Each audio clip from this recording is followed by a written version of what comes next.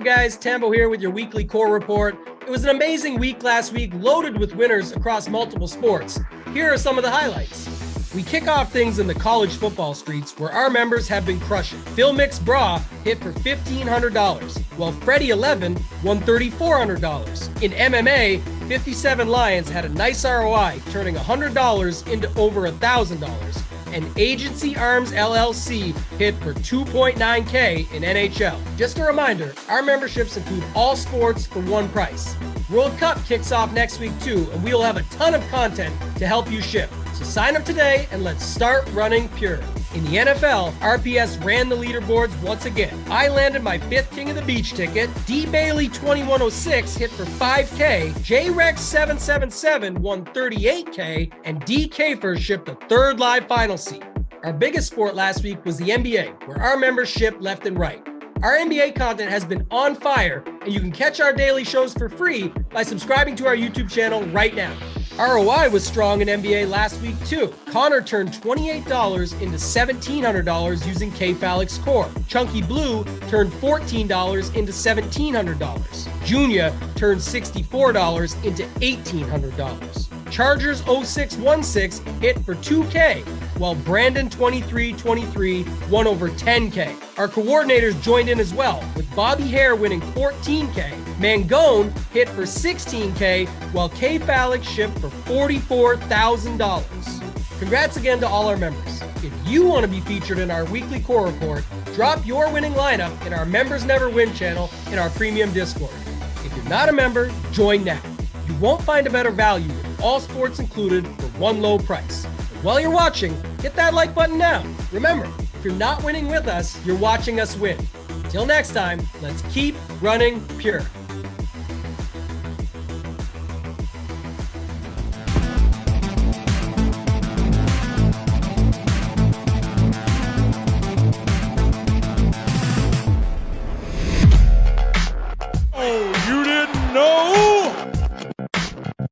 Your ass better call somebody. It's me. It's that BIGT.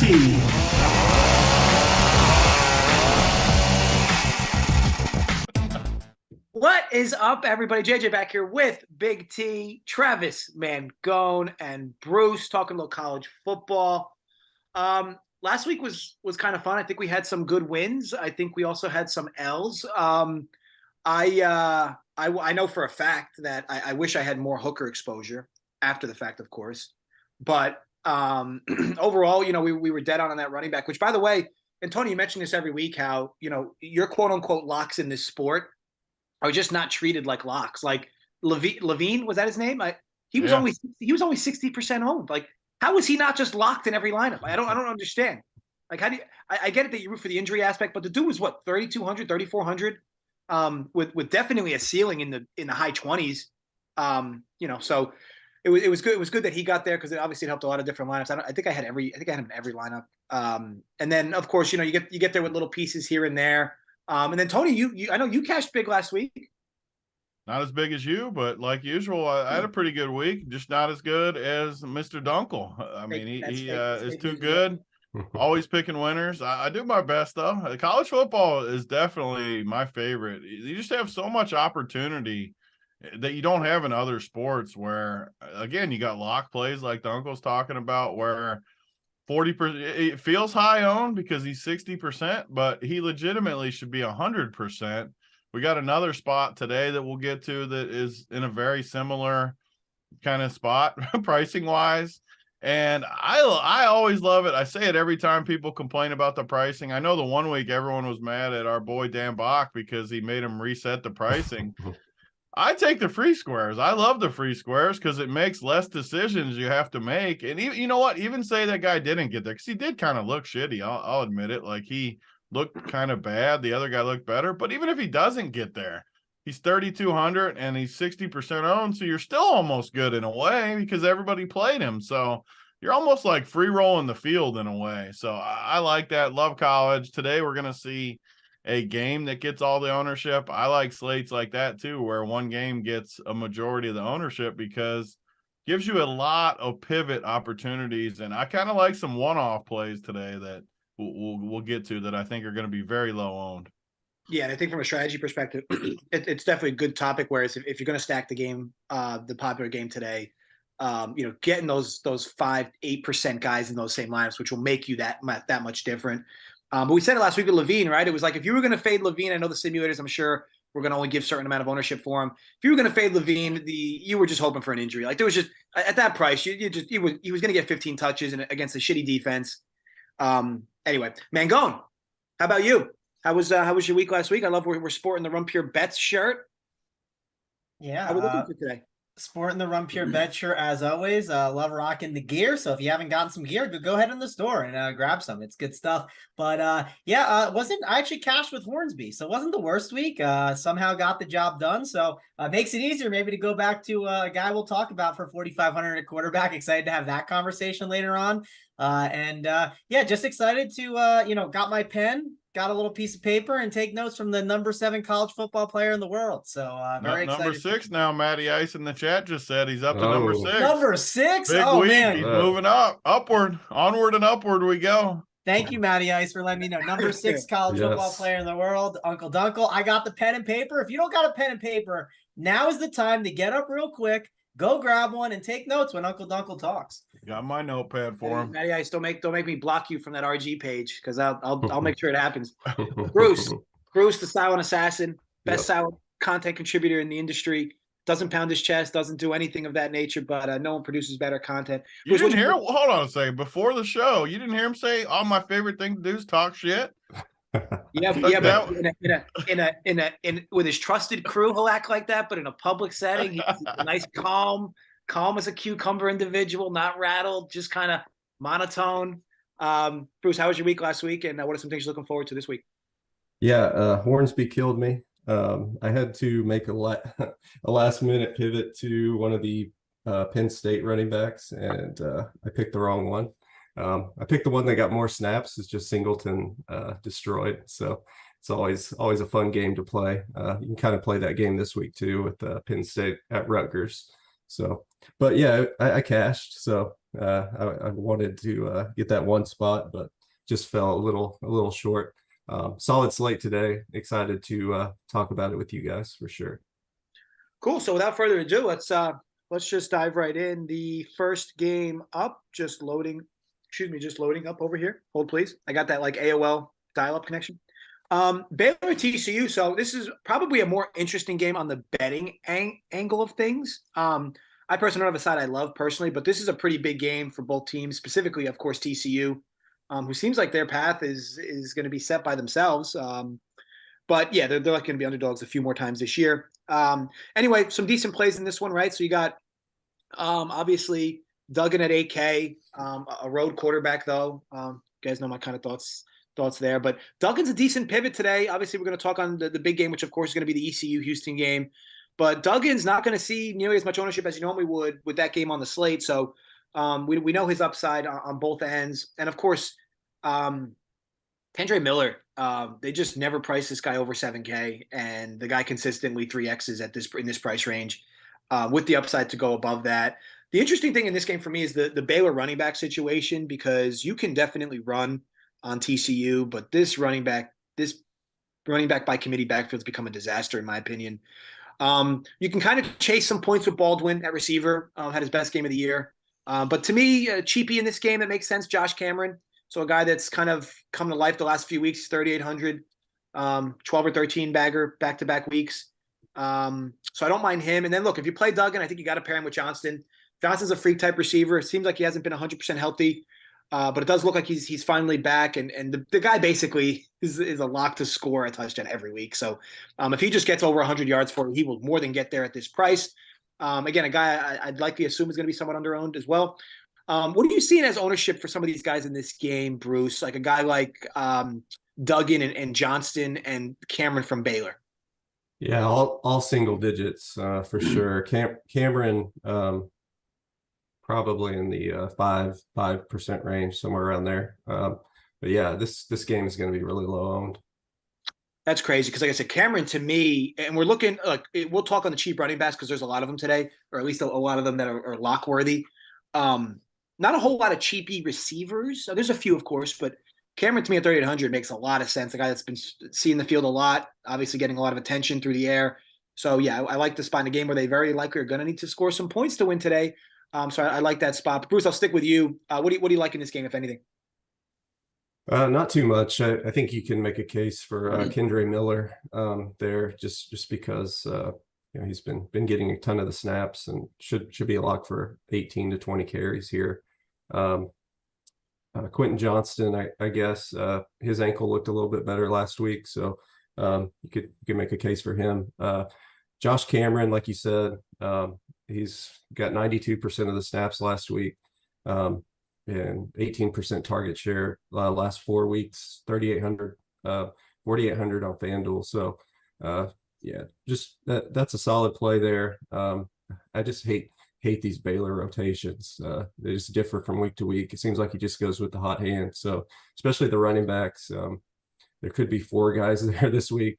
Last week they gave Quaylon Jones like most of the carries, and it was just random. So mostly staying away. I could see some Kendre Miller and some Cameron shares. Cool.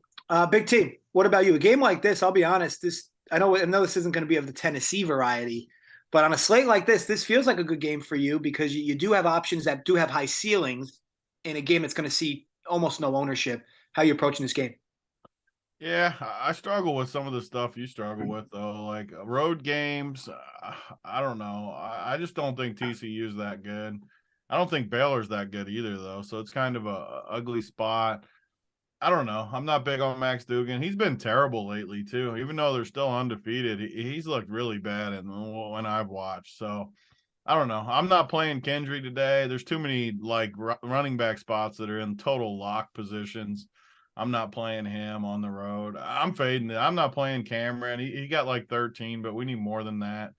I don't know. I guess you could play Cameron because a lot of the running backs are really good plays. Maybe we punt at receiver. So yeah, I could play Cameron. I better add him to my pool, but not going to play anyone else. Definitely not going to play Kendre Miller. Yeah, I just don't like TCU. I think this game's ugly. I think this game plays pretty ugly today. So I'm off of this. Fair enough. Mangone, of course, last but not least. Anything you like in this one? Yeah, I kind of agree with Anthony. I think this game gets a little ugly. I did jot down a note though, Dunkel. I'm listening to you. You said the Miller thing, and I was like, that's a fair point. I'm not going to completely X him out. I'm not going to just say no to him. He's kind of like one of those, I think, last guys in, right? If I build a team and I like everything and I fall at 6,800, I think he's fine. He's definitely a solid option. I'm not going to completely ignore him on this slate. There are a couple really good options that are just priced up a little above that I want to get to, but I think a lot of people are going to want to do that same exact thing. So I think really it's going to be Miller for me. I already had, obviously there's this one receiver we'll talk about in the Houston game that's a great value. And I was looking for some other value receivers, so I just jotted down the Cameron stuff. I think that's, if you are going to play Miller, not a terrible run back option, but this is not a game that I think to get overexposed to. I think you really want to make sure you're not playing too much. You really want to make sure that you get a little bit of exposure here and there. And also, keep in mind, the way the slate, just kind of give you a little bit of a slate overview, these first 4 games are not the best games on the slate. Then you get a nice little 2-hour break. It's not the normal like 3 hours and 30 minutes. Get a 2-hour break, and then that ECU Houston game starts, and I think there's another game as well. So news could be like really big, right? And a little bit of backloading might not be bad. So I'm not dying to load up on these earlier games because there's not a lot of spots I love. And also I think there is some value in just being able to wait, and you never know what's going to pop up. It's a good point too. The nut games are really at 2:00 today. But all right, let's move on to the next game. Michigan State, Indiana, looking like 29 implied total for Michigan State. Indiana 18.5. Now we haven't had Michigan State on the slate, at least on the main slate, in a while. Prices aren't great for any of these guys, to be honest, though. I guess some folks that I've highlighted for myself, of course, Reed at 5.6 is always, to me, in that range. He's always in play. It's tough to get to him, in my opinion, on this slate, though. But again, he's always in play. And look, I don't know what you make of it, but similar to the situation last week, Daniel Barker at 3,800. He did get there last week. I think he was second in the team in targets, right behind Reed. Seemed to be on the field a ton as well. But either way, it feels like point chasing with him. Feels a little different than the scenario we mentioned with Cameron last game. Ugly game overall, though, so this should be relatively quick. Mangone, I'll stick it right back to you. What do you like here, if anything?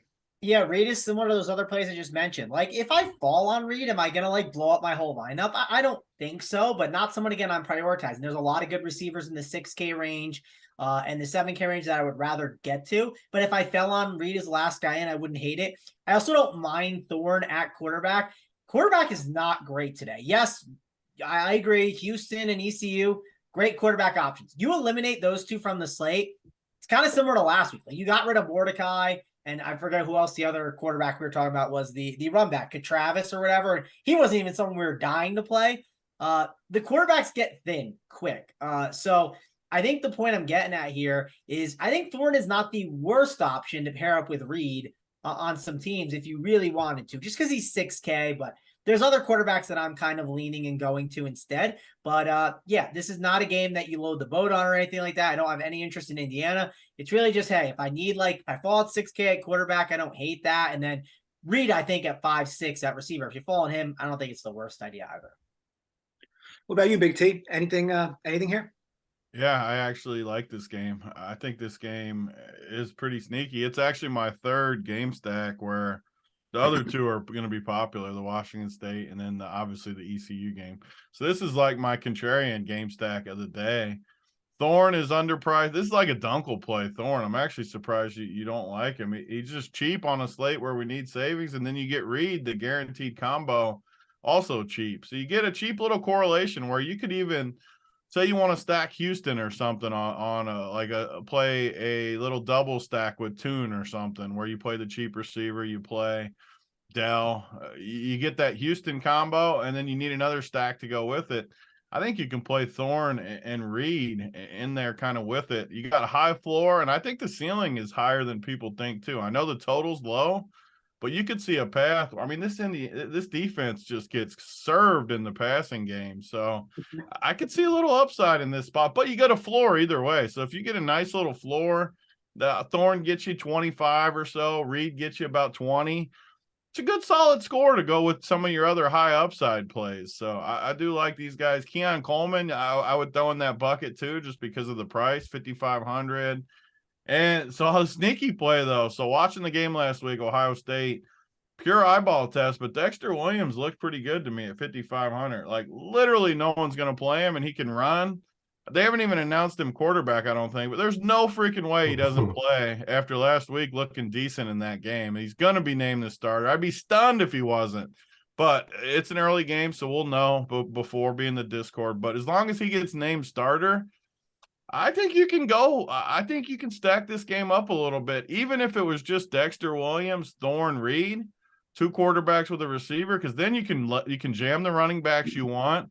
You can get high upside guys in other spots and fade that stack a little bit out of the quarterback. Just hope it, because I mean the total's only 67 or something in that game, which is high. I'm not saying it's not, but games go under all the time that are chalky, and when those quarterbacks don't get like 40 in that game, you're all right. I mean, they can get 30. You're okay. So I don't know. I kind of like this game more than the field will. Everyone's going to want to do what Mangone said. No high projected guys early. Everyone's just going to wait till 2. So when you play this game early and you get some points, you're going to be sitting on a nice little lead with some ability to get creative as everyone else just hammers in that chalk. You bring up a good point with Thorne. I guess what usually detracts me from him in this range is, or what differentiates me from a guy like O'Connell in this range is, O'Connell's usually projects for 300 yards. Like whether he gets there or not, he's usually projected at 300. You get that bonus. Really with Thorne, he basically never throws for 300. So you're more or less hoping that he gets you those 2 touchdowns or 3 touchdowns, which in this matchup he definitely can, because Indiana, yeah, they do suck against the pass. So makes a lot of sense, and it is an easy run back with Williams at quarterback, and then you lock in both quarterbacks there, which is definitely gonna make you different. Would be nice to get affirmed news on Williams. I just hate that. I always hate that situation where it's like, yeah. I mean, it's ugly, but he's literally gonna be. I mean, no ownership whatsoever. He's cheap, and he can run. Like he can run yeah, I guess for 100 yards. I wasn't saying that if he plays, it's a bad. I was saying that it's always tough where he's taking first team reps. Is he actually going to start? We don't know for a fact. But these shitty teams too. Just because I think they're going to do the right thing doesn't mean they will actually do the right thing. Yeah, and I think that for his price, like to me, he's a better player than the Miami guy, which we'll get to. This guy at 55 is better than the 4,500 Miami guy. But either way, Bruce, this game, you agree with the sentiment from Tony that maybe there is some cheap options. And before you mention that, because I know, Tony, you mentioned how, well, yeah, when it's 67 total and it doesn't get there, think about it. Your 47-point total can be better than the 67-point total if the guys you have get there more than the guys in the 67. It's more concentrated too. Like it is. There's more weapons in the other game. I don't think we'll get to it. I just don't think it's as much of a lock as everyone else does. Not everyone else like you guys. I mean, everyone in the industry is going to do. Like, I just don't. There's so many times over the years in college, when there's one game that everyone thinks is a lock, I swear it doesn't get there a big percentage of the time. It's how it feels to me. And you know what? Say it does go off. Well, all the damn ownership's there anyway, so you got no path to like the top. Everyone's going to have those guys. Yeah. So what if I told you the wind is 28 miles an hour? I mean, it would definitely be a little concerning for me. Yeah. So there's bad weather a lot of places though, right? Or is this just by far the worst? I think the Michigan area is getting hit pretty hard. It would make me like Indiana guy a little bit more though. We have our producers in Michigan. Maybe he can walk outside and give us a little wind check over there. Yeah. The I was looking at the forecast for Michigan State. Yeah, Spartan Stadium, 23 degrees, 27 mile an hour wind gusts. Sounds lovely for a passing game. Yeah, I was wanting to play it too because I looked at the pace last night, and both are top 40 in pace. And the way Indiana plays just leads to just easy touchdowns. Yeah. The wind will be concerning though, so I'm glad you brought that up. Yeah, that's the only bad thing about it. I played that MAC game on Wednesday or Thursday night, and it was clear as can be. And then like an hour later, the whole field was covered in snow. So yeah, it looks pretty bad. I'm pretty much staying away from it. I don't really love the receivers. You could play Jalen Berger and hope he gets you a 30 burger. But that's pretty much all I like. I'm kind of scaring me off of Reed as well, but it's not too bad. But I like Berger, and that's about it. Bring up a good point on the weather before I get to this next game, because I will say that when weather is usually that bad, you usually get a total that starts to get steamed down. This total's actually been steamed up, so just something to keep in mind. All right, so moving on, Michigan, Illinois. We've talked all year about how we respect Illinois' defense, and Michigan's defense is even better. So yeah, game figures to play relatively ugly overall. What do we got? A total of, I got implied totals of Michigan 29.5, Illinois 12. So yeah, makes it very difficult to love anything on the Illinois side. Yeah, I just wish like they would price these guys down to where you can play them. Like for instance, if Chase Brown was 5,200 today, Tony, would you play him? I mean, I would definitely play him. Yeah, at 5,200. I'd probably play him at 6,200. Yeah. So yeah, at 8,300, he's practically unplayable in this matchup.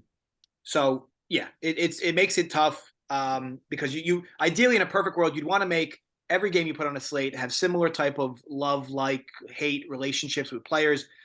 This game makes it very difficult to play Illinois players because they didn't drop the prices of any of these guys. On the Michigan side, of course, look, Blake Corum. I don't even know what happened with Edwards last week. Dude seemed okay. Was sitting there on the sidelines with his helmet on all game after 2 carries.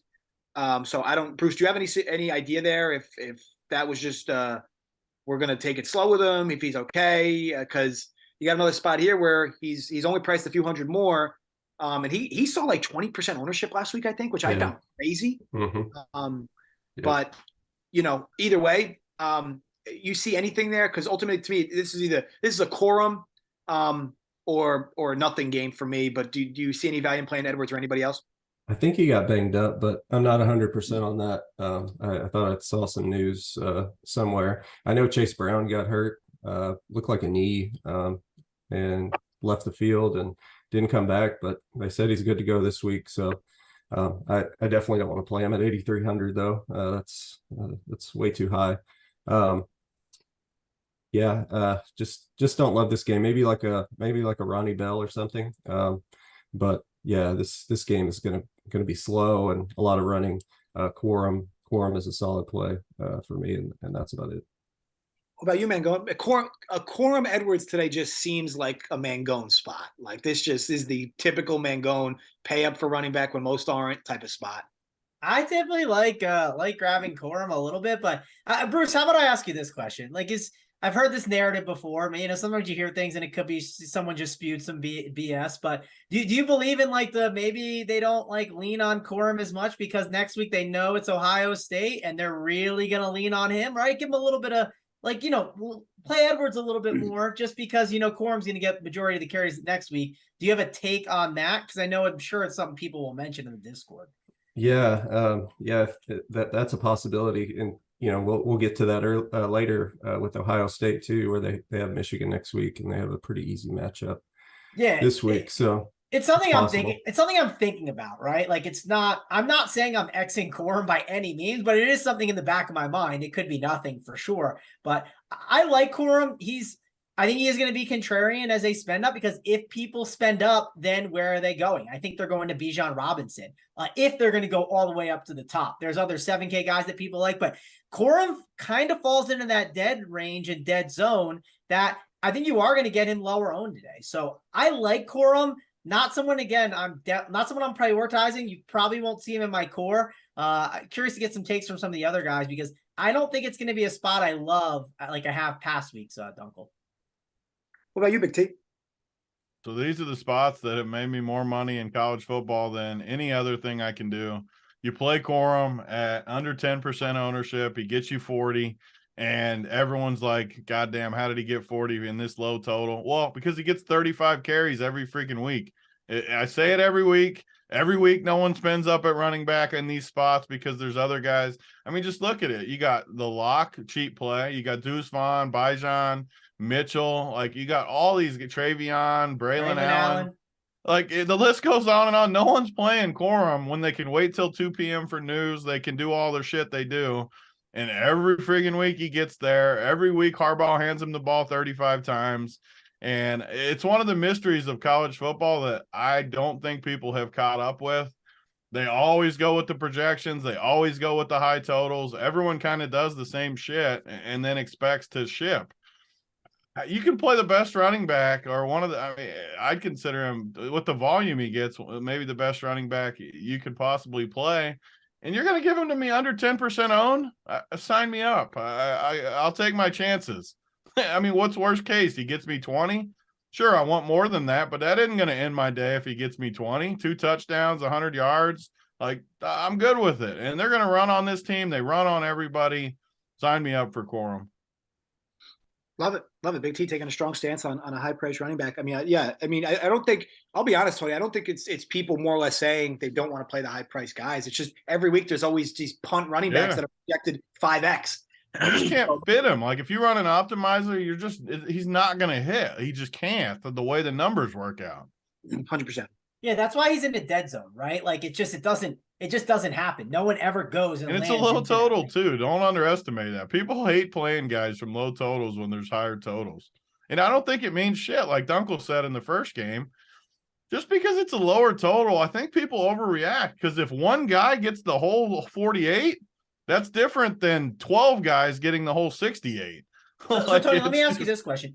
Robinson and Quorum, ownership, right? What is the gap that you're like, shit, I messed up. I should have played Robinson. Does it matter? I think Quorum's just as good of a play. So, okay. I mean, obviously, if you guaranteed me the same ownership, I'd play Robinson, of course. Yeah.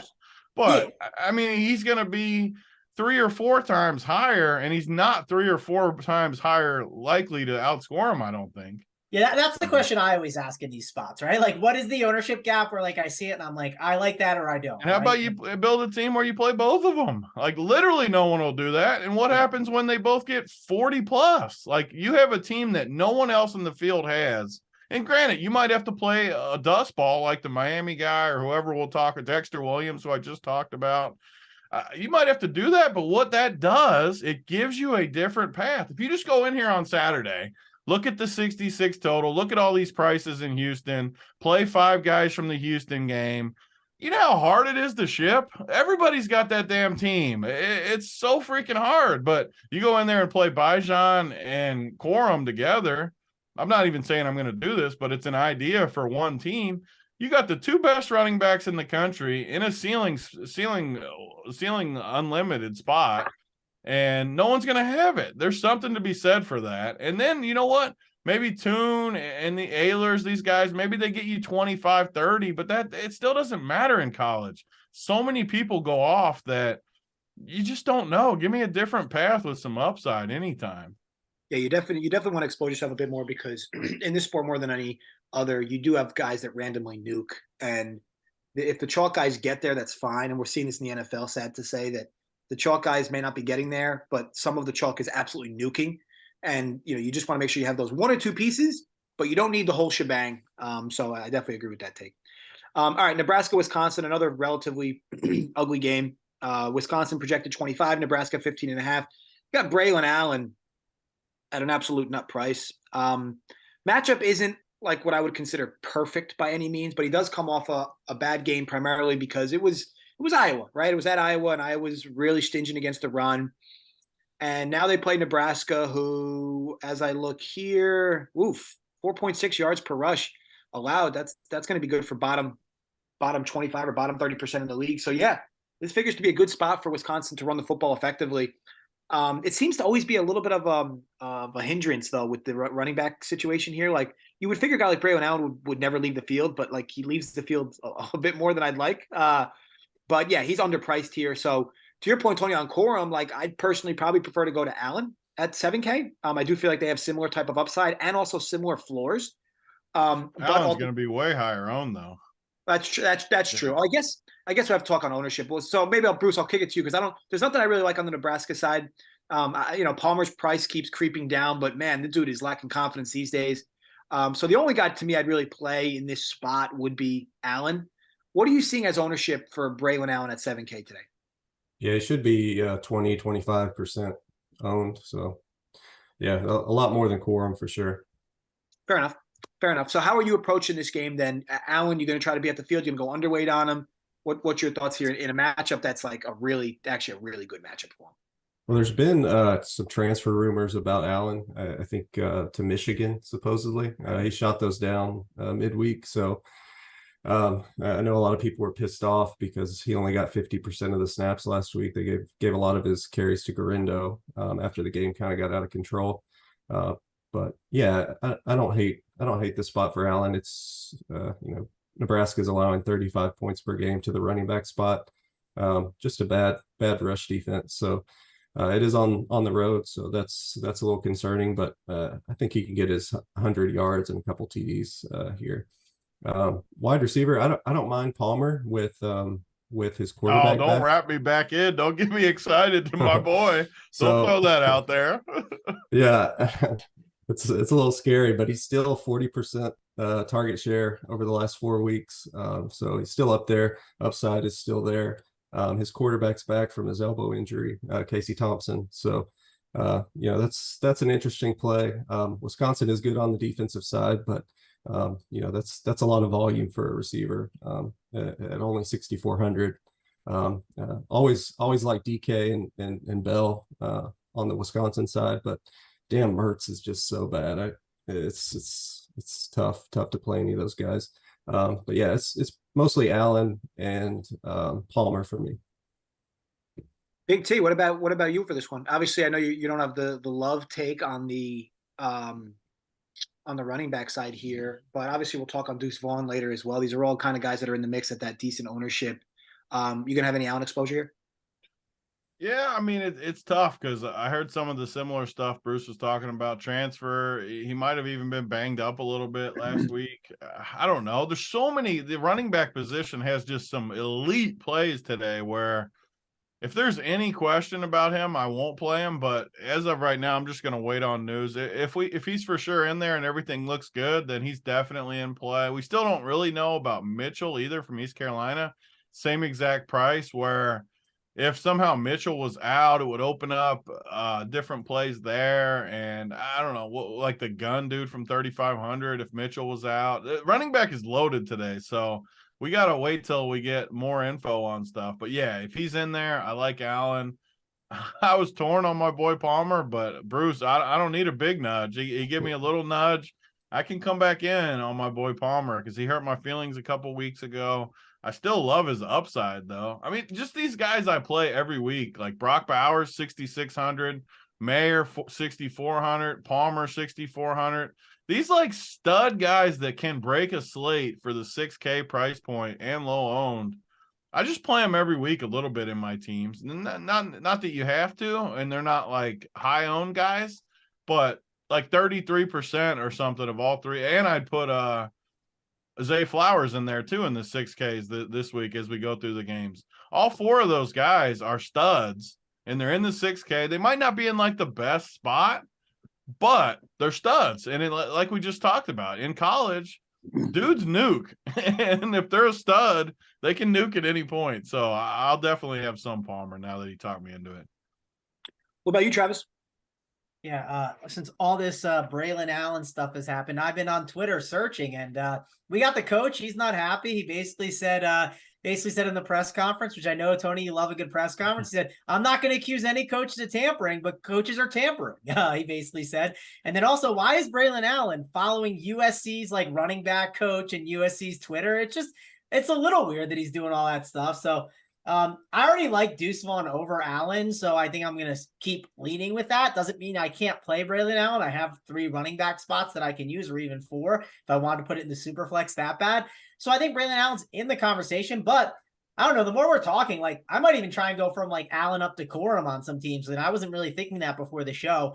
I don't know. I'm just a little more nervous about it. There's other options too around him that are pretty interesting at lower ownership. I think a lot of people want to play Braylon Allen today. And he's also not a PPR guy, which I typically like when my running backs can also be PPR options, like a guy like Vaughn. And at the end of the day, there are ways that Braylon Allen, he could get 25 DK points, and that's great at 7K, but like there could be other guys that win you the slate. There's a lot of good running backs. So I'm really not afraid of Braylon Allen like ending my day, I guess is what I'm kind of getting at. So I might not be as high on him going forward now.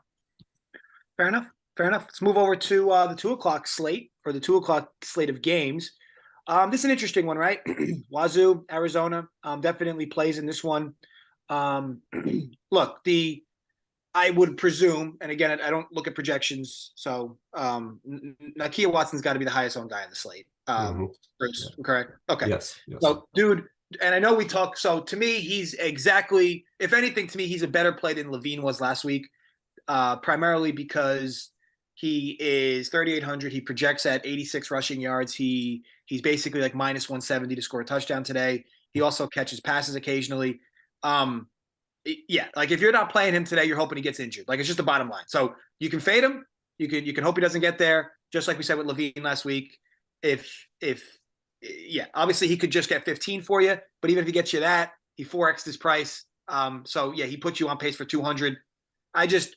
Tony, I'm interested in your take here, and I'll talk a little more on this game after your take. Watson, are you doing the same thing we did with Levine last week, or do you see yourself kind of going to a well where you're fading him a bit? No, I think it's the same spot. Just like you talked about. It's just too cheap. I mean, I'm not saying that he's not like a total lock to crush, but he's got a lot of work. What was it before the last 2 weeks? He really hadn't. Where's it at here? Let me pull up his numbers. So before the last 2 weeks, he really hadn't I guess he did have a couple touchdown game in there, but 29 and 38 the last 2 weeks. But before that, I mean, 17, 19, 10. I mean, even 10 at 3,800.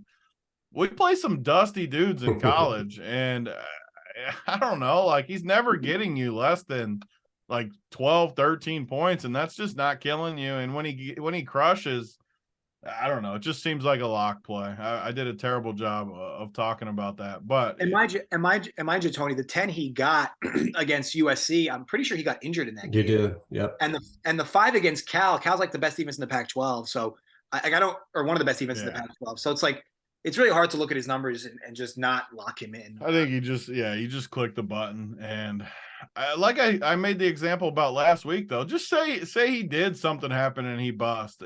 Still 70% of the field are going to have him. So you're not even dead if he bust. It's literally almost a free roll with these plays because they're cheap. It's not a free roll when they're expensive in chalk, but when they're cheap in chalk, it's almost like a free roll, really. Seriously, like if he sucks, you're okay. And if he crushes, 30% of the field is dead. So it's just, I think you play him this week, and it's really that simple to me.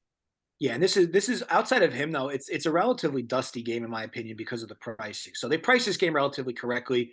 I would think the next best play for me is is Ward at quarterback. To me, obviously makes some sense. I'm sure Wiley will get some ownership at 6'2". I have some concerns over his relative upside. In the passing game for Arizona, like they just overpriced these guys. Not saying they can't get there. A guy like Cowan can definitely get there for you, but all these guys feel overpriced. So it's hard to like love them. You can one-off plays from this game for sure. It's tough to really stack a game like this because the offenses are so spread out. I mean, look, yeah, you could stack this game and fade Watson if you really want to be different. But yeah, to me, it's really Watson and move on personally. Yeah, I will have some Ward, but not a lot. Some Wiley, not a lot. Other than the Watson play, Big T, anything else you like in this game? Yeah, I mean, I think it's a pivot off the other game. You got a similar total, and yeah, they're overpriced, but they're also going to be unowned because the optimizer, like always, just dictates it. So you're going to be able to get Delora and two of his receivers who will be, I mean, Delora will have some ownership, but the receivers are all going to be low owned. So if you pick one or two of them, go, and then you could even play on the other side. You could play Ward and Watson together. Watson catches the ball enough. I don't know. That's an interesting stack for me because I feel like this game shoots. And like Bruce said, I don't know if it was on the show or before the show, this Delora, this is an actual revenge spot. He hated that team. He had a lot of bad mojo with Washington State. So I don't always believe in the revenge stuff, but this is one case that I know he wants to shove it up their ass, and I'm here for it. It's going to be way lower owned than that other game. And like I said, and keep saying, I want to do something to get off of that chalk. I'm not going to come in here. Don't get me wrong. I'm going to play it a little bit, but I'm not going to come in and just jam that chalky game on all my teams. So besides this game, I don't see a ton out there that we can get creative with. So this is kind of the spot for me where I don't know who to play, I guess is the hard part with Delora, but you can just spin the wheel and see who comes up. Cowing, Singer, McMillan. These guys are all pretty good plays to me. Fair enough. Bruce, what about you? Yeah, I love this game. Favorite game of the day. It's just there's so much value here. Wiley, I think, is going to come under owned, less than 10%. He's getting 83% of the snaps last week. He was injured a little bit this season too, so he's kind of coming to his own. Last season, I think he scored touchdowns in his last 5 games. So he's really a good running back. And just makes things happen. 4 targets per game. He's kind of game script proof as well. So I just love this spot for him. One of the best values on the slate is Leighton Smithson, wide receiver for Washington State. 3K, 15% target share. Scored a touchdown rushing last week, I believe. Just a young receiver. Who are you talking about? Leighton Smithson. He's 3K, played 65% of the snaps last week, 16% target share last 4 games. He's a receiver, right? Yep. Oh, is he playing more for Ollie? Is that what's, because I saw Ollie's seemed like Ollie stuff maybe trended down a little bit. So their starters should be Stribling, Bell, Smithson, and Ollie. They usually run 4 receiver sets. Bell's supposed to be back this week. Their other slot guy left last week's game with injury. Farrell, he was non-contact this week, so we shouldn't see much of him, I don't think. But yeah, it's just a good game. Watson is a lock for me. Just like last week, we played Wheaton a little bit in kind of the same spot that Jenkins is in. That's Watson's backup, but he's so expensive. They priced up the wrong guy, so it's kind of rough to play Jenkins as well, but he gets like 30% of the snaps with Watson coming back from injury, picking up the slack there. What about you, Mangone? Yeah, I definitely obviously like Watson with the crew. Definitely think he's going to be a good play. I can always get behind a little revenge narrative. I took this personally. I mean, I'm definitely going to have some Delora exposure. This dude's coming in hot. I do agree that with Tony though, the problem is like the guessing game, right? Of who to kind of give give the production to. Like it kind of feels like baby Tua when you see those like 3 receivers, you stare at them, you're like, I don't know which one it's going to be today, but I'm kind of leaning with what Bruce said. Just go with the guy who's got like, 80% of the snaps and everything and cowing. So I think if you're running like one or two of these teams, like if you're running 150, yeah, you can mix and match these. But if I had to pick one, I'm going to find my way to cowing at 7,600. Like if I'm prioritizing playing a Dolores stack, I'm not going to settle for Singer and McMillan. I'm just going to go up and grab Cowing and then try and figure out my lineup. So that's kind of the route that I'm going with it. And hey, I like how I can get a little run back with the running back, and it's a nice little setup there. I like how Bruce had a 3K receiver for us too in this game, because I was looking at the receivers today and I was like, yeah, I like Samuel Brown. There's a couple other options in like the high 3s and low 4s that I don't hate. We'll talk about them as we kind of keep moving this thing along. But nice to have a 3K guy just in case you want to like just move down all the way off of a Samuel Brown for like $1,200 to make something work. So I think I'm going to add him to my pool for sure, just because, like I said before, Samuel Brown, that's a receiver we'll talk about. He's going to be very chalky, and there's a chance he gets you like 8 to 10 DK points, which sure, 4,200, that's not going to kill your teams, but it's not going to win you the slate by any means, and it's going to be an anchor on some teams for people. And just one quick note I'll say before we move on to the next game, for those that like to play cash or safer options in the lobbies, Ward paired with Watson to me makes a ton of sense, because you'll just get all their points for the game. And no one's going to play Ward because everybody's going to play Watson, and basically every touchdown they get, you more than likely should be getting credited for. And Ward's only 60. I mean, you're paying 10K for the two of them combined, and you're getting basically every score in that game. All right, so next game, West Virginia, Kansas State. So interesting game, right? Another relatively decent total. Let me just see what we got for implications here. Looks like West Virginia 23.5, K-State 31. Obviously, great spot for Deuce Vaughn. Bruce, I assume, would 25%, 20-ish% Vaughn, around there? Yeah, somewhere in that range. Yeah, for sure. All right, so yeah, Vaughn's obviously a good play. Goes without saying. Should get you 100 yards. Likely gets a few catches as well, and probably should fall in the box. Mathis to me is interesting on the West Virginia side, specifically Mathis and Prather, which to me are decent run backs. Mathis was in a tougher matchup last week and didn't get the volume the week before in a blowout. Should see volume here in a better matchup. Not saying I love the spot, but going to be practically unowned, and to me has a decent ceiling. And then Prather's 5,300, decent spot as well. I think also you have some interesting quarterback situations here between Green, who likely starts. I think they just said he's going to start. So he's got some good rushing upside for sure at his price. And this is a sneaky game. I know it's tough to really love who you pair him with, but for me, it's easy. Just pair Green with Prather. He's the cheapest guy they have, and he has upside. And then I'll be honest, like Will Howard, when he's playing, like this passing game looks a lot better. So like a guy like Malik Knowles at 4,800 makes sense to me. Like this is not a crazy game, not a crazy thought to stack this game. And then because everything's cheap, like, and there's going to be points in this game. So I mean, I already talked to the implied totals, but basically around 60 around for the whole game. Big T, this feels like a U type of game. What do you like here, if anything?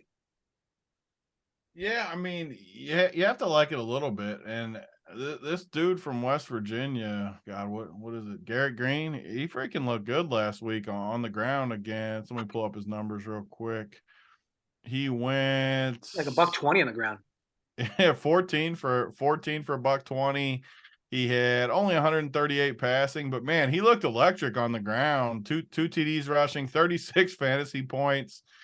And from what I hear, Bruce is way better at this type of stuff. So I'm interested to hear what he thinks. But he looks like a stud that they really like. So I assume he's gonna go today again. But 6,600 for him.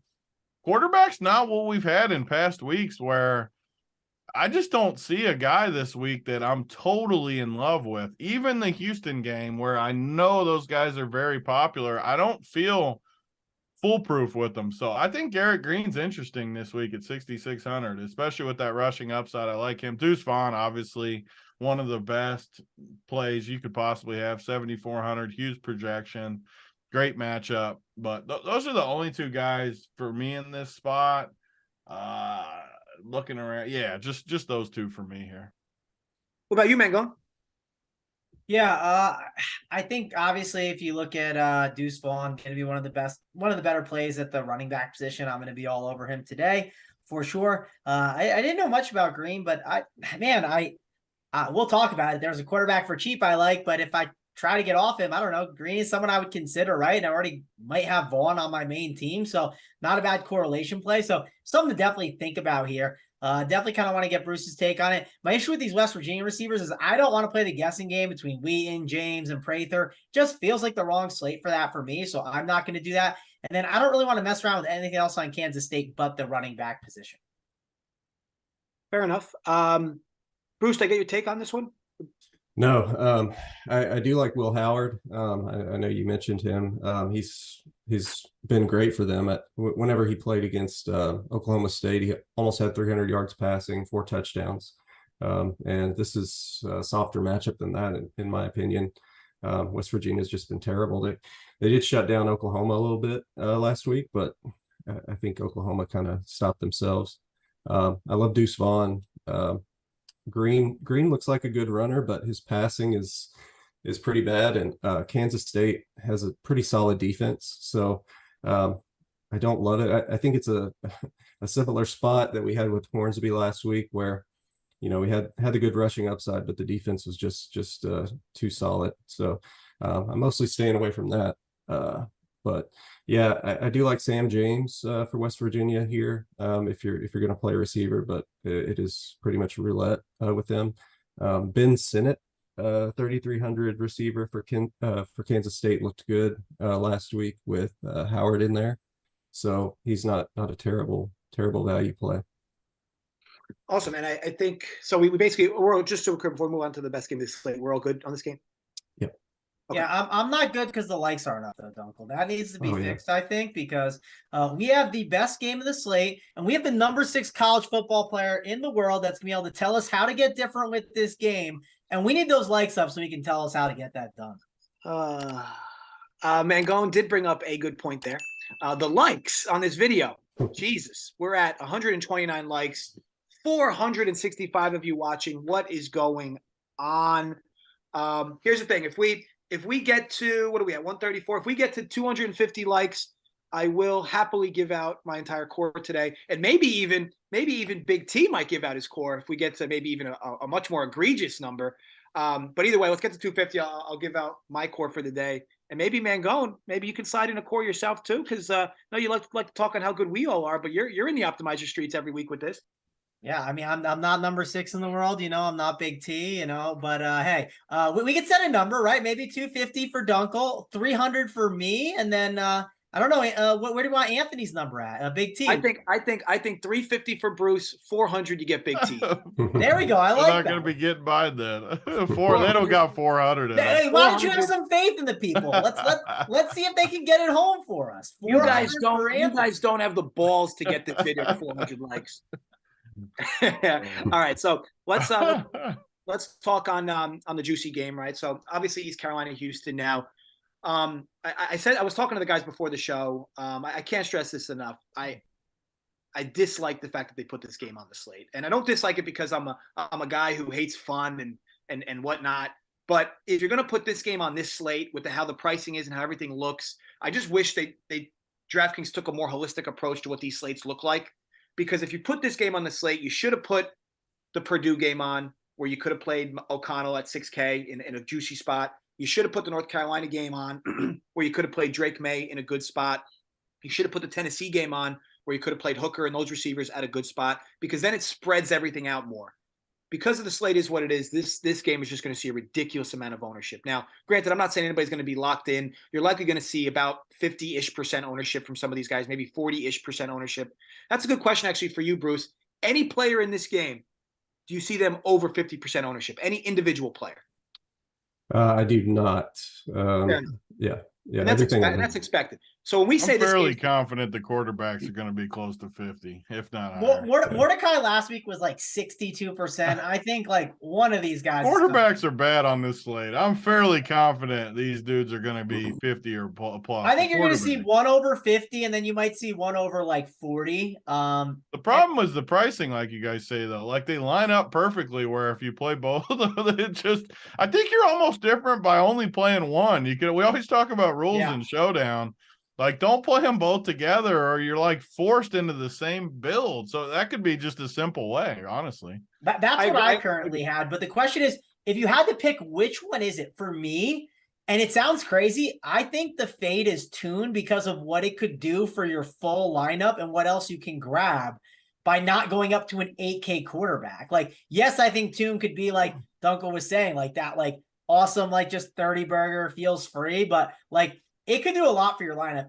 I'd experiment with both ways though. Maybe it's better to just go off of Ellers and pivot to some of these other 6K quarterbacks that we've talked about, like Thorne. Maybe it's Green. There's a lot of different pivots in the 6K range that are clearly not as good as Ellers, but they are pivots that you could take a chance on if you'd like.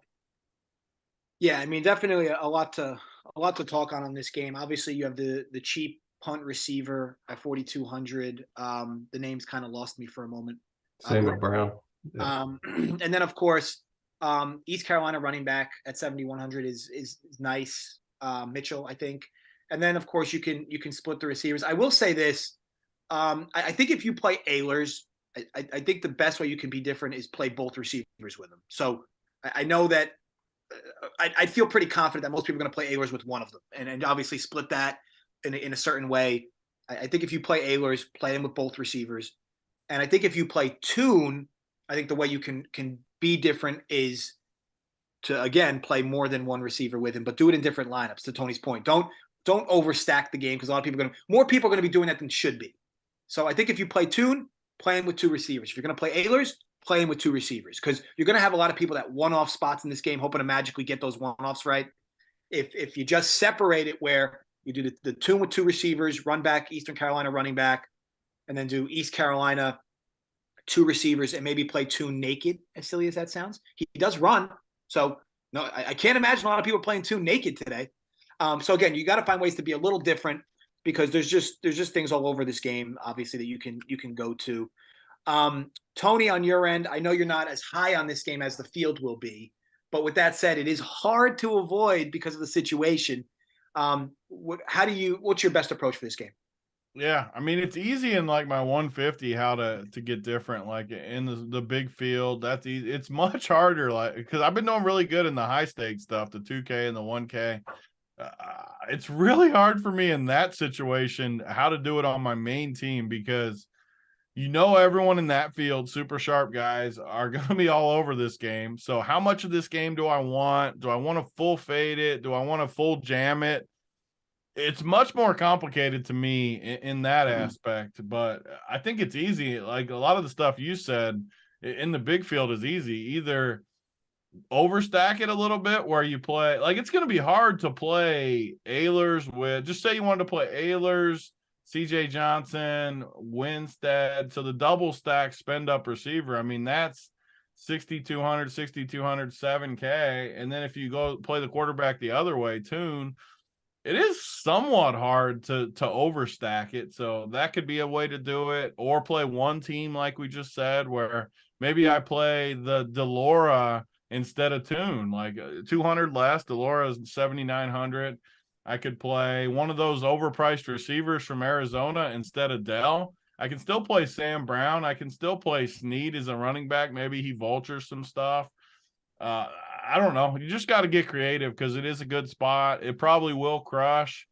But I will say, I mean, in college, when I see a total in the 60s, it doesn't look as locky to me at crush. When I see like 78, like Carolina last week, then I feel like just no way it doesn't crush. But in the 60s, we've seen games totally bust. And just to bring it up, I mean, we got all these really good running back plays. If you take the 69 out from Tune when they played SMU and the game just went insane, I mean, 33, 36, 33, 36, 20. Those are great. Don't get me wrong. I'm not saying they're not. but it's all in that range. He's 8K. There's a lot of guys that can outscore that. And in college, there's a ton of scoring. I just think you can fade it. I do. I'm not going to full fade it. I'm going to have plenty of exposure to this game, but I'm tempted in my main team to come off of this game a little bit. There's a ton of other upside spots on the slate that as one-offs, you can kind of more like it's almost reverse strategy this week. A lot of times cash is like all one-off pieces that we put together. This week, I think it's the opposite, where maybe tournament approach, you play a Corum, a Bijan, you play some of these cheap, like the 3K receiver Bruce talked about to fit the running backs. I think you can get creative this week. I really do. Yeah, fair enough. And Mangone, game like this, obviously we talked on a few different scenarios. Where are you overweight on here? Where are you underweight? Because obviously after this game, we'll be able to speak to the rest of the games, but where are you at this game? Yeah, so I'm currently leaning if it's between Winstead and CJ Johnson. I think I'm going with CJ Johnson. I believe he'll be lower owned. Bruce, I know there's like some injury situations that were going on with those guys. So when we get to you, if you could touch on those, I think that's important. People might want to hear about that. Also, Big T, if you remember, I rooted hard at your house, right? But anytime I would just falter for 1 second, right, you'd just get on me like, oh, Mangone's quitting, even though I rooted for like 13 damn hours. Well, the guy I kind of quit on for a hot second was Mitchell. And then he just came home and got it done for us. And if you look at Mitchell's game logs, right, he's the same price as Braylon Allen. He's leverage off of Ellers. And Didn't he went to the hospital though. So he seems like that's why I said I'm a little bit worried about him. What do you mean? I rooted this Dude guy took an ambulance to the damn hospital, and it's college football. I'm worried about him holding his damn helmet all game. Is what I'm worried about. Let's have Bruce talk about it because this guy was a hero for us. So I don't even know if the hospital can. I mean, if you guaranteed me he was playing, I'd be all in with you. But I'm definitely a little concerned. Well, but here's the other thing that makes the slate interesting. What if he doesn't play? Right. Well, then you just have just another stone lock. I mean, exactly. Now we have another interesting option to go to. That's going to be a whole other wrinkle of the slate. But I think they're fine from what I read. This is why Bruce, just touch on it now, and then I'll go back to discussing what else I like. But what's your thoughts on the CJ Johnson and Mitchell situations? So supposedly CJ Johnson was the one that went to the hospital. He Oh, really? I had him backwards. Yeah. On the last play of the game, his head kind of got driven into the ground, so it may have been a precautionary thing. But supposedly he's good to go today. That dude in the Discord was acting like Mitchell wasn't going to play or something. Yeah, Mitchell took a hit to the head too, and didn't come back in. So, and it was his second head injury or something, right? Yeah. So Gunn got 42% of the snaps last week, and he'd be a great play today if Mitchell can't go.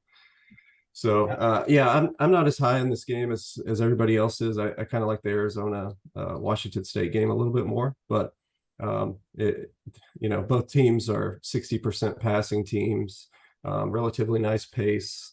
I do like Winstead a lot in the spot. Dell should smash. Brown is such a great play at 4,200. I keep landing in that 4,200 range in my builds, and it's hard not to just lock him in there. He's getting most of the snaps, and he's just been so good the last couple of weeks. I do prefer Ehlers to Tune, but I do think they're both solid plays as well.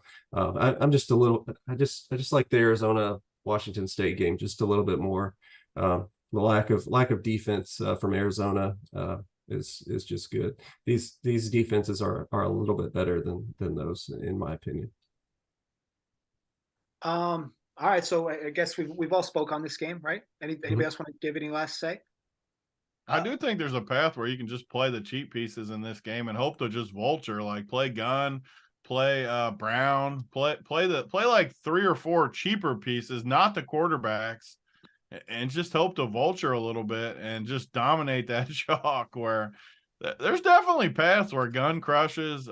Man, Brown is definitely the hardest fade for me, because with all the stud running backs, it's really hard to not pay that 4,200 for some Houston exposure for a guy that's been good. It's really hard.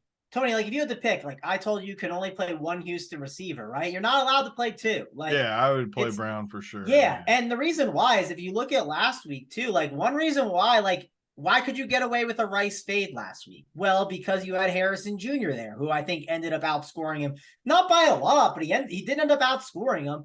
And there are other options up top that you can go to. Could you see Cowing outscore Dell? Yes. Now, would I be betting on that at even money? No, I will not wager my, $50 versus your $50. Heads up. That's dumb. But the point I'm getting at is the ownership gap between Dell and Cowing, that could be worth it in tournaments. Massive, yeah. Like Winstead, obviously he's going to have some ownership, but he could be better. There's a lot of guys you can go to. Harrison Jr., we know we'll talk about that as we get there, but there's a lot of just top-end receivers where I do agree it's like one of those things that sometimes when I think of when I play NBA DFS is if the Spurs are on the slate, I'll be like, okay, I think these Spurs values will get there, but like, is there a chance Keldon Johnson doesn't get there at 7.5? Yes, there's definitely a chance that his like 35 or 40 is not worth it. And there's a chance that Dell gets 30. And is that worth it at 8,200 when there's a lot of other things that could get me there instead? Maybe it's more of like this mid-tier build where there's like a lot of guys that get 30 pieces and then it gets me up to another expensive option at like the running back position. So that's why Dell is an easier fade in my opinion than someone like Brown here on this slate. I will say too, you guys were talking about the 50% argument. I think there's a decent chance Brown ends up 50+% too at 4,200. Literally everyone's playing him. There's no way people aren't playing that guy. So that could be a reason to maybe fade. I do think he's very locky, but if I think that, that means a lot of people think that. So I think he might get steamed like big time. I agree with the relative sentiment, though. I think you could even play. And look, as crazy as it sounds, if Nakia Watson's not on the slate, this kid Snead from Houston's ownership skyrockets today. Yeah. So to me, I'd argue they have similar upside.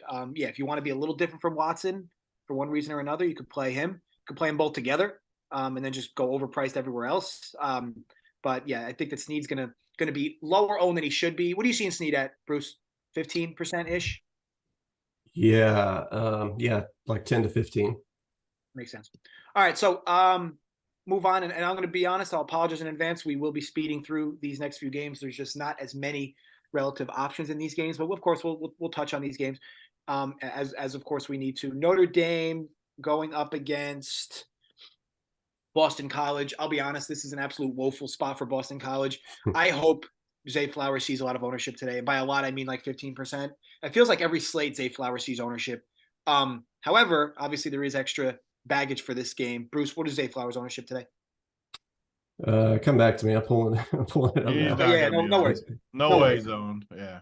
I'll be honest. Like I'm not saying he'll be any like chalk, but he's not going to get every slate this guy sees ownership, like and I get it. 5 to 10%. Big play. He has big play upside. I get that, but anyway, he's a monster.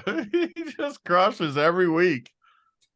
Yeah, it's actually unbelievable, and they just target the shit out of him, and every time and he's high leverage, right? Because every one of his targets is a deep ball. So it's just kind of crazy. I love Zay Flowers. I just have to play him. I mean, he's almost like the quorum example. I want to build one team today on my 5 where I play all of these like stud one-offs, like Mayer, Palmer, Zay Flowers, like just all these one-offs, and just see what happens. Can I mention the weather will be, and I do what you want with it. I'm just saying its winds are going to be like 15 to 20 miles an hour. It'll be in my head. I'm just assuming that in every game though. It's temperature in the 20s and there's snow, so that's a little added factor there if you're curious. Yeah. So obviously this is not a game I like much in. I feel like I'm always on a different side than you guys. I don't like playing Mayer week after week. I just feel like they overprice him every week. And yeah, he gets there sometimes, but like when you talk about his volume share in this offense, like as far as throwing the football goes, like man, he just never feels like he's worth this price. When he's 5K, sure, I'll play him every week. He's just not 5K anymore. So yeah, I don't love the spot for Mayer. Obviously he's got the upside, so I can't blame people for playing him. Zay Flowers is a different animal for me because he's worth a shot because all his targets are big targets. They're just high leverage type of player. A high variance type of player as well. I can't trust this Notre Dame running back situation, even though Diggs is still probably underpriced. But yeah, overall, easy fade for me entirely, top to bottom. I do love Notre Dame today, by the way. I think they absolutely destroy Boston College. But anyway, Big T, I know you briefly touched on some things. Anything else you want to add for this game? Yeah, both receivers. It is funny how we look at things a little bit differently. That's why I don't ever beat Dunkel because he has a better outlook on it. But 6,400 feels too cheap for me with Bayer. So I look the exact opposite as you. The volume, he's shown a couple games in the 30s already. When I think of a 6,400 receiver, I just want 20 plus, and he's had 20 plus like half the game. So he's going to be like 2% owned. Anytime I can play a stud that's under 5% owned, I'm just going to play him. It's kind of how different I like to be in Flowers. Those are the two guys for me, and I love both of them, honestly. It's hard to play them. Just the way the roster construction is, no one's going to play these two guys, and they have freaking upside, so I'm going to play them. Fair enough. Mangone? Yeah, I don't like this game. I know Rubio sent me a video of Keaton Mitchell basically dying, which is bad mojo. He said he almost died. And my response back is I heard Dunkel say once, oh man, I had like 8 of my teams at a 0 at quarterback, but then he shipped that day. So Mitchell's still going to ship for us. I don't care if he almost died. Dunkel almost died in the college. If he dies, season. He dies. To be clear, Mangone, those 8 lineups did not make a penny. Just to be clear. Yeah. But were you profitable on the day? With the other 7 lineups, correct. There you go. See, that's all that matters. And Keaton Mitchell, he might die, but he as long as he gets me to the finish line and get me the green, and he can do that. So I'm not too worried about him. So, but yeah, I don't like this game. I'm not playing BC or Notre Dame. If I was playing more lineups, probably, but I'm just not playing enough lineups to get exposure to it. I get why Tony likes the Zay Flowers and Mayer. Go grab those guys that could be lower owned and they could chip it for you. I totally get it. What about you? What about you, Bruce? Yeah, I think it's just Estime for me, and that's it. I love Mayer. I'm not letting you play Estime. I'm not letting you play him. There's too many good running backs. Yeah. You're not allowed, Bruce. Yeah, and GPPs, I think he's a good play in tournaments for sure. He's getting. I never tell Bruce no. Oh, I gotta give my speech I gave to all the other guys on there. You can't play him on this slate. Yeah, I'm not allowed. I'm scared you're going to give Dunkel a speech when you see one of his running backs in his core once we get to the plays. I'm really scared that you're going to be on Dunkel, so I can't. How many likes do we need for Dunkel's core? 4 more till we hear Dunkel's core. Oh, 4 more, baby! Click that like button 4 times. I want to hear who he's got. I want to give him a speech. Don't make me speed past the Kentucky game, and we'll go right to the Kansas. Oh no, you do not like a Kentucky running back. Oh no! No, I said speed past the Kentucky game for the Kansas game. Oh, okay. But all right, I was going to say, if it was a Kentucky guy, I was going to really lose it. If we're good here, we're good here, and we're past 250. So yeah, let's skip the Kentucky game for now. Kansas, Texas. So yes, I expect it to be somewhat of a hot take. My favorite running back on the slate between leverage, pivots, the whole bit. Devin Neal. To me, this dude is an absolute lock at 6,400. This is a guy that, first of all, projects extremely well. You're talking a guy that projects over 100 yards today at this price. I think he's like minus 250 to score a touchdown as well. This guy, they just pepper this dude with the ball. I mean, consistently pepper this dude. And I get it, the game script's not there, but that's not a problem either because our friend Devin Neal also catches passes. So that's, to me, this guy has just as much upside as any of these top-fledged running backs you're all going to want to pay up for. Your Corums, your Bijan Robinsons, your Deshaun Vaughns. This guy has just as much upside of all of them, and he's cheaper than all of them. So, yeah, Devin Neal in this spot is always going to be a me play. So, yeah, I'm going to be way over the field on Devin Neal. I just feel like his floor is 18-20 with a ceiling near 40. And if you don't think he can get 40, just quickly glance at his game 2 games ago where he went for over 50. Yeah, but it was a different quarterback. The running quarterback's back. Yeah, but to me, I've always said this: running quarterbacks are better for running backs. It wasn't better for Neal the whole year when he was single digits every game. Well, also separate from that, do we know for a fact Daniels is starting today? No, not yet.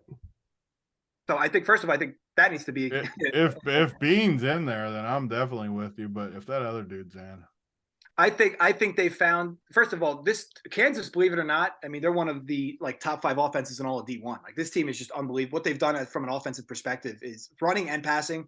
They've been incredible. But yeah, for me, going to be overweight on Devin Neal. I'm not saying I'm locking him, but what do you see in his ownership, Bruce? 10% ish, less? Yeah, he's definitely going to be. Actually, I see 15 to 20. Not ideal for me personally, but yeah, I'm likely going to be 40 to 50% on Devin Neal today. It just goes back to they like this guy in this offense, and yeah, they're going to switch quarterbacks. But how can you ignore his production? Like, if you're the coaching staff, you're playing a big game. I don't know how you're not giving this guy the ball 20, 25 times today, regardless.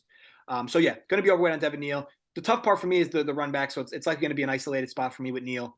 It's hard to love anything on the Texas side outside of Robinson. And if you're playing him and Robinson, that means you're likely squeezing in Watson in your flex, which isn't ideal either. So yeah, it's just tough for me to play them both together. Ewers is overpriced, so can't really go there. I do like Worthy at his price. I think he's, no pun intended, worth 6,500. But overall, it's just Neal for me in this game. Tony, I know you're not in agreement there so much, but what do you like anything else in this game? I know you got to be on Robinson a bit today. Yeah, I like Robinson. The hard part for me with Robinson is just the price, obviously, which makes it's somewhat tough for everybody. I mean, I think he's going to get ownership for sure. Not saying he's not, but it is tough with just roster construction where in college, I want to like push myself to have roster constructions that have upside that other people won't play. So I kind of talked about the 2 spend ups where you play Robinson and Corum or something like that. That is interesting to me. I do think he's in the best spot of the day. I think he crushes. Ellers or whatever the dude is sucks. I mean, we all agree on that. He's looked terrible. I think he was, or what's the dude's name? Ewers? Yeah. I mean, he was supposed to be the number 1 guy or something coming into the year. He is not that guy. He really sucks. So I like Robinson. I mean, you can play Worthy and Sanders. I got them in my 150, but I'm not super eager to play this passing game all that much. I'd rather just play Bijan. I mean, I got Neal in my player pool, and I always add on when Dunkel likes a guy. I always get in there and play him with him because I respect what he does. I am definitely worried about the quarterback, though. If he's in there, if he's out, I mean, I would like if you guaranteed me. I think he's going to play, but if you guaranteed me Bean was the quarterback, I would jam him in there for sure with you. I'm a little worried though. In running back, I mean, you're limited spots really.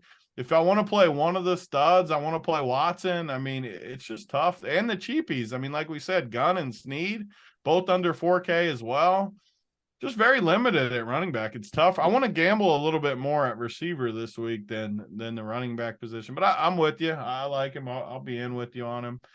Yeah, I mean, I guess that's it. How's Texas against the run, Bruce? They're pretty solid. They gave up the long run to Kendre Miller, but pretty much shut him down all game. So they're pretty good, but you know he can catch passes too. So he's definitely not a horrible play at all. They are 31st in the nation against the run. So I like that, Travis. I got the stats pulled up. By the way, Houston's the one that was. Remember I mentioned that stat last week, Tony? I said, hey, you know, we were talking about how SMU could get ran all over or whatever. Houston's the team that they get passed on a ton. So just going back, that double the ECU double receiver build could be the interesting one that gets it home. But I'm gonna talk about the Texas side a little bit. God, Kevin's not in the chat. I just caught up with our boy Kevin. He's not playing baby Tua. Come on, Kevin. I already told him no. Kevin always finds the dustiest dudes. It's actually impressive. No, Kevin, don't do that. There's other spots we can go to today. How many likes for Kevin's score? How many do we have to get? I will leave with this. You know, it's funny how we convince ourselves over when, like, it's funny how we use run defense when it fits our narrative and we don't when it doesn't. Illinois is one of the best run defenses in D1, and they're playing Michigan today, and we're going to play Corum because he's a stud. I'm being honest. Watch Devin Neal. The kid's a stud, like an absolute stud. Like Corum's going for 30 plus like every week. Neal's got 2 games. Devin Neal has taken ownership of this backfield, and he's gone for 2 games. He's been good. Corum has been every game. How can you compare the two? Well, I'm saying Corum's been getting 30 touches a week. Yeah, but he's going to still get 30 touches a week. He always gets 30 touches. What I'm saying is Devin Neal now has nobody taking carries from him, is what I'm saying. Yeah, the quarterback is taking carries from him. The guy that hasn't played. Every game the guy played, Neal didn't get any carries. I will say this: Jason Bean has gone for a 30-burger every week. It's not like they need to rush Daniels back today either. Well, to be fair to Big T's point, when Jalen Daniels was in there, they were literally designing like runs for him, and it was like 10 plus runs a game. Like it wasn't scrambles; it was designed runs. So like That is a point to bring up. I think we really I was need to already know. with you on Neil anyways. Then he circled back to get after my quorum play. No, that was more towards Mangone. That was more towards Mangone. Oh, I'm in for you getting on Mangone. There's nothing wrong. I wrote him down, Dunkel. See, Mangone said, I'm not- And Donovan Edwards Neil. unavailable now. Don't get on my quorum play now. Wait, Edwards is Edwards. available? Edwards What it out, says appears that it's what Bruce just posted. Oh, baby. That's interesting. But the only thing I'm saying is Mangone said that Texas is really good against the run. Illinois is also really good against the run, but we didn't bring that up when we were talking about Michigan. But Michigan, what was the other week? I mean, they run on anyone. It doesn't matter who's good against the run. To be fair, Illinois is third in the nation. They are number 3. I don't want you guys on quorum anyway. Giving up Don't 88 get on yards, You gotta- 88 yards a game. You gotta find a way to squeeze Corum in now, in my opinion, with no Edwards. But anyway, so maybe we play Corum and Neil and we just own everybody, Dunkel. Maybe we tag team up and just stare everyone down. all right, we gotta move these along. Kentucky, Georgia, ugly game. I'll be honest. By the way, real quick, Dunkel. One, Uncle T said I had a great show, and I want to get your thoughts on that. And two, Xavier Worthy. We didn't talk about him. He's a great play. Like I did mention him that he's worth a shot. You said he's worth a shot, but he's a great play on this slate. He could be a guy that wins you the slate. I wanted that at least mentioned. And obviously we like Bijan, but I want to mention Xavier Worthy. He deserves to be mentioned a lot more. Don't you just love that Mangone's got all his lineups built at 11:22? I don't have all my lineups. I'm trying to move the show. I'm trying to move the show along. I don't have all my lineups built at 11:22, but I'm also not the number 6 college football player in the world that can just spin anything together and create winners. You know. Bijan 200 yards today. By the way. I do agree with you. Worthy's definitely, of course, a decent play, and I think he's going to go under on. Kentucky, Georgia. Look, relatively ugly game. Obviously, you could play Bowers. Again, this might be a hot take to me. I pair him with Mayer. To me, when he has good games, it's fluky. I mean, the one good game, the one good game he had, and when he has good games, it's fluky. That's like JSU when we are whenever J. Well, so let's look back. Let's look back at the last 2 months. The last 2 months for our friend Brock Bowers. The one time he quote unquote gotten there was a tipped pass that was caught, and because the defender fell over when the pass was tipped, he went for 80 yards. These are the types of plays Brock Bowers scores touchdowns on for long, lengthy plays. 6,600, absolutely unplayable. I mean, he's got 3 games, 30 plus. How many 30 plus games he got in the last 2 months? I mean, he's only played 9 games, so he's got 3 of 9 have been a 30 plus for 6,600. My take is when they play, like to me, last week was a time where he was playable last week in a game that figures to be shootout, whatever. I don't know. Like at 6,600, I don't.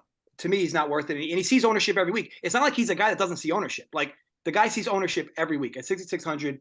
To me, he's consistently unplayable. So, yeah, you guys will get there. You're 2 to 3 times a year with a guy who's 15% on weekly. I'll just fade him every week.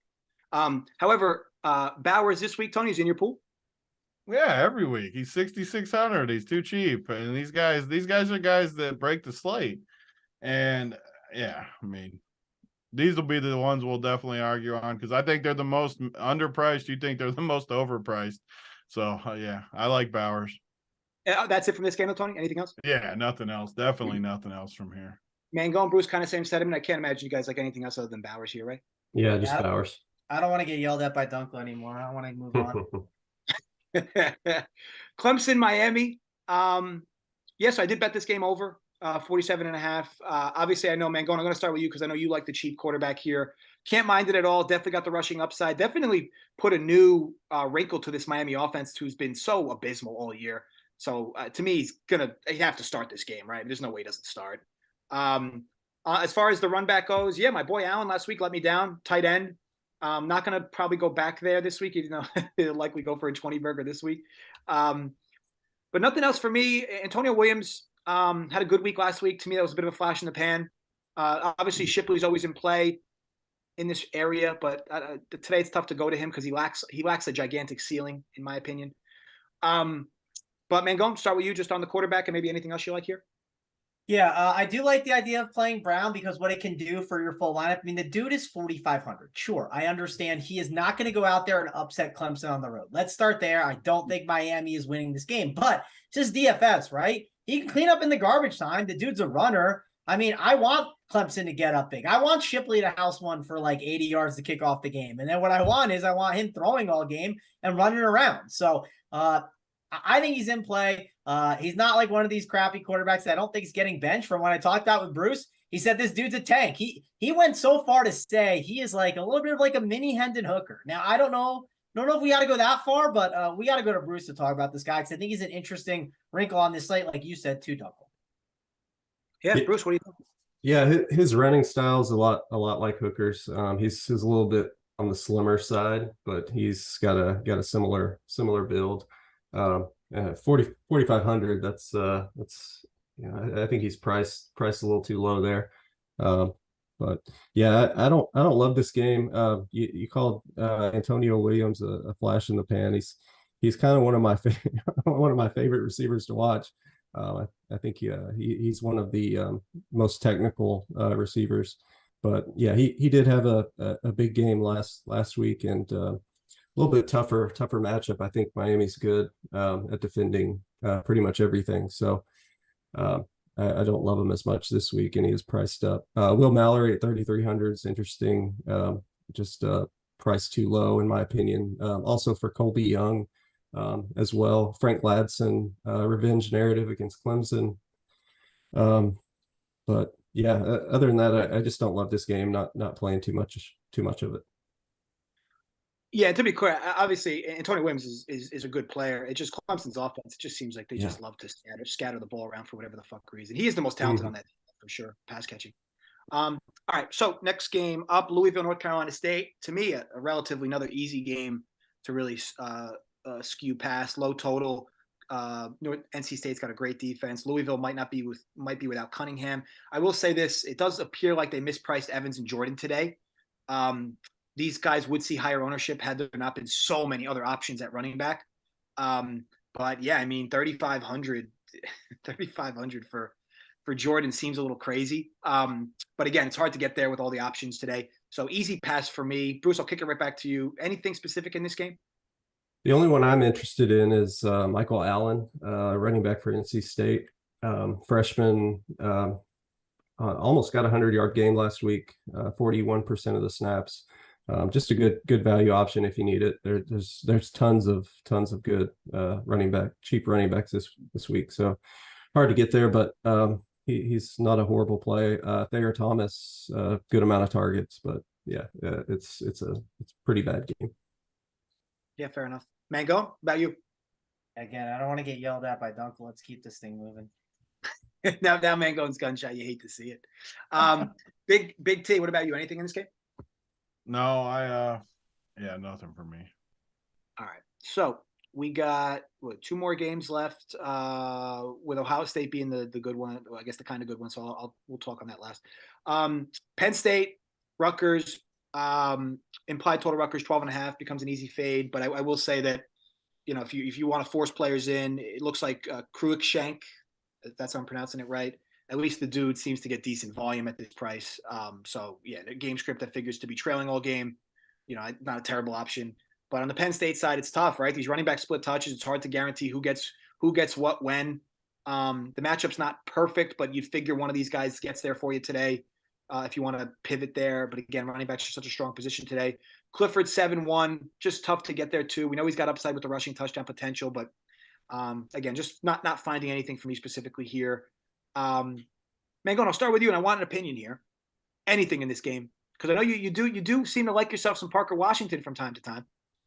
I do typically like Parker Washington. You're not going to get like a Rutgers breakdown for me just because I'm from Jersey, Dunkel. I don't got Rutgers takes for you.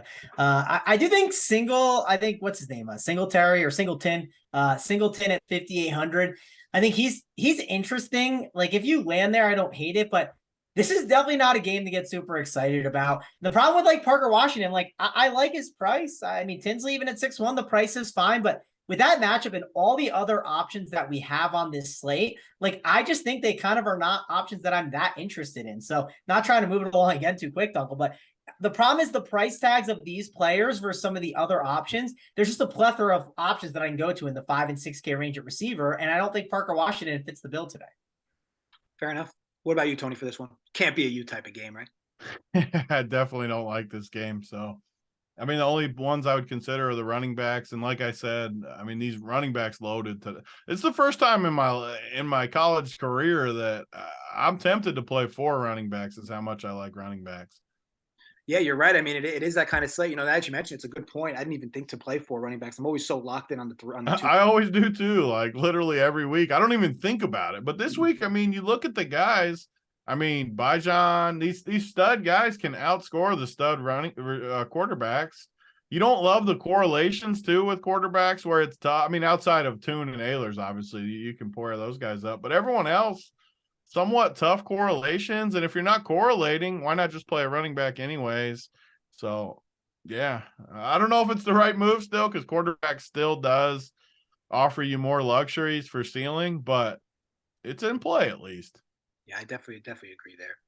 All right, let's talk on the last game. Now, last week, Ohio State was a situation I was big on. And I'll be honest, like if Hooker doesn't go for 45, I feel pretty good that Stroud's likely in a lot of optimals. Hooker was the only piece that really broke it as far as that take goes. Harrison got there for us, which was great. Loved him in that spot. Williams, I can't. Oh wow, Williams is officially out today. It looks like, yikes. That's God, that makes things interesting. So Williams is officially out, which God makes Henderson now a great play. It's annoying. But up on running backs, Dunkel. Yeah, there's just so many running backs. This will just keep driving the ownership of Neal down, which will be good for me, I guess, if Neal does well. But Hayden's 3,700 just feels like I'll play him. He'll get 3 snaps. But yeah, so Henderson's in a great spot today. Williams out. I don't love the passing game for Ohio State today. So yeah, I think you got to get Henderson in your lineups. I think high upside for sure. Maybe you play 3,700 Hayden, who's also in a good spot. It's a good game to end on because I'll say this. I like to play the Ohio State receivers. I've been playing them all year, probably above the field all year. Today I will not play Ohio State receivers. But the running back situation for Ohio State does look juicy. Tony, how are you approaching the Ohio State running back situation now, knowing that Williams is out? Yeah, I mean, Travion, assuming he's good to go, which I think he will be. I think he could have played last week. Honestly, they didn't need him last week, and they were giving him more time. This week, they do need him because obviously Mayan got hurt. But yeah, you can play him 6,300, same bucket, same price as Neal, Wiley. Who else is in? Just those guys, I guess, in my player pool. But yeah, I like it. And you can play Marvin Harrison any week. You want to pivot off Dell? I mean, Marvin Harrison definitely has a ceiling. I don't know if I'm going to get to him this week as much just because of the way the slate sets up. But, I mean, all you have to do is stack up everything with Tune, play Dell, and then pivot Dell to Harrison. And you're probably somewhat unique because everyone that could afford Dell in that type of build is going to play Dell with the stack. So you pivot there, and yeah. So Travion, Marvin Harrison, the one guy that I was with Uncle last week, and it's why it was a good week for both of us. When Ohio State, easy points we talked about. We had the onslaught. The one guy that I just don't feel good about is Emeka. He just hasn't got the workload for this price tag, 7,700. He didn't look good last week. I had him on my main team too, so he kind of held me back. I'm not being results oriented either. They're just not. I mean, Harrison's just the man. It's what it is. So I mean, Emeka should be in that 6K range with those other guys. He's overpriced, so I'm not going to play him. Yeah, just the 2 studs for me in this game. What about you, Mangone? Henderson. You're optimizing your build. You got to be now having Henderson Hayden in there quite a bit, right? I definitely don't mind Henderson. He's in the conversation, but he's not a priority right now, right? I think there's other guys I'm prioritizing instead, but I like it. Good play. If you can get the Harrison over Dell, I don't think you can obviously, but if you want to do that pivot, not going to tell you it's the worst idea, but I liked it more last week than I do this week. So mainly Henderson or bust for me, I think, in this game. What about you, Bruce? Yeah, with Ohio State looking ahead to Michigan next week, I think they get ahead early here against a bad Maryland team and just totally destroy them. I like Harrison a little bit. His upside is a little bit limited due to that fact, but we saw last week he can get there pretty quick.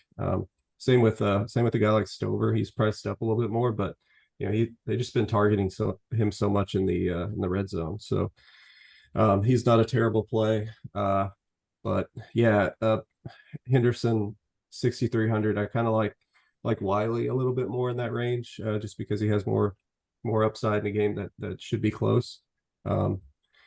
Hayden is a good play at 3,700. I think he's going to get a lot more snaps this week because Henderson's going to get pulled early. At least that's what most people think there. So yeah, mainly staying away. Harrison for me, and that's about it.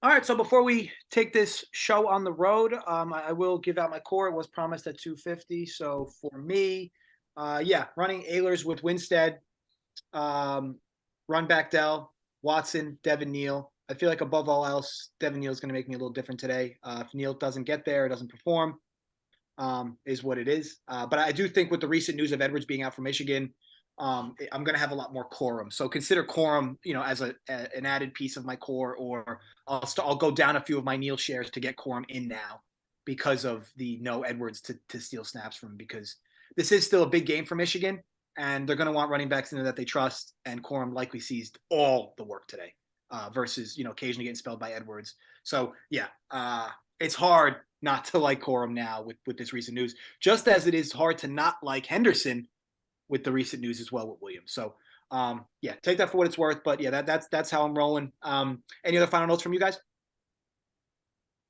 Just that I think that 4 running back build is the more I build with it, the more it looks. I can't believe I'm even saying. Looks so good, by the way. I can't believe I'm even saying it. And you know what's going to happen the minute we do it? That game stack's going to go off with both quarterbacks. But just the builds, man. You look at the builds. The problem with the running backs today is you use one spot on Watson for sure.